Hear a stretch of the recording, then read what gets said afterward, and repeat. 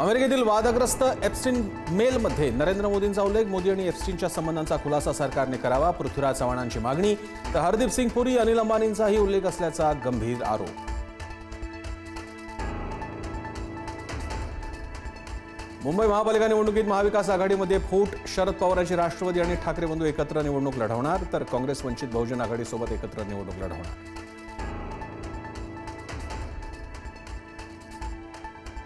मुंबई महापालिका निवडणुकीसाठी काँग्रेसचा स्वबळाचा नारा. रमेश चेन्नीथला यांची घोषणा. धर्मजात, भाषा, प्रांत याला विरोध करत काँग्रेस प्रचारात उतरणार.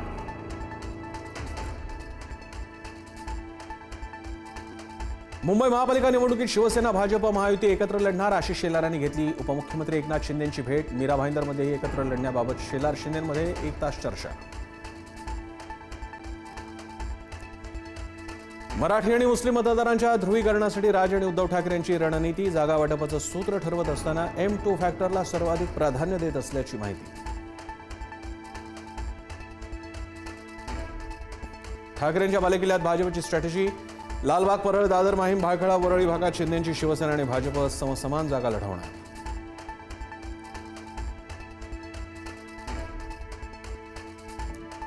आमदारकी वाचवण्यासाठी माणिकराव कोकाटे सर्वोच्च न्यायालयात जाणार. उच्च न्यायालयाच्या आदेशाची प्रत हाती येताच कोकाटे सर्वोच्च न्यायालयात धाव घेणार.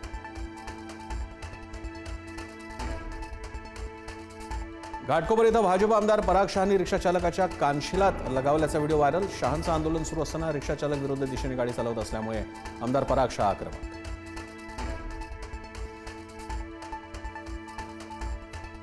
मुंबईत सोमवारपासून सलग 4 दिवस पाणी कपात. जलवाहिन्या जोडणीच्या कामामुळे पाणी पुरवठा विस्कळीत होणार. पाणी जपून वापरण्याचं आवाहन.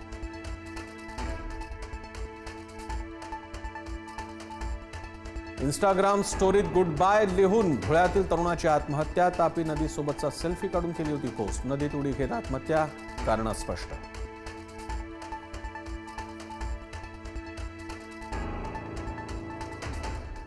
महाराष्ट्राचे माजी मुख्यमंत्री वसंतदादा पाटील यांच्या पत्नी शालिनीताई पाटील यांचं निधन. मुंबईतील माहीम इथल्या निवासस्थानी घेतला अखेरचा श्वास.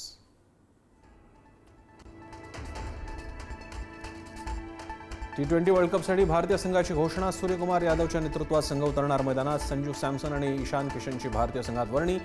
दुखापतीमुळे शुभमन गिलला संघातून वगळलं. एअरपोर्टच्या रनवेवर बसून उमेदवारांनी दिली लेखी परीक्षा. ओडिशातील संबलपूर जिल्ह्यात 87 होमगार्ड पदासाठी 8,000हून अधिक उमेदवार. सर्वांनी एकत्र दिली परीक्षा.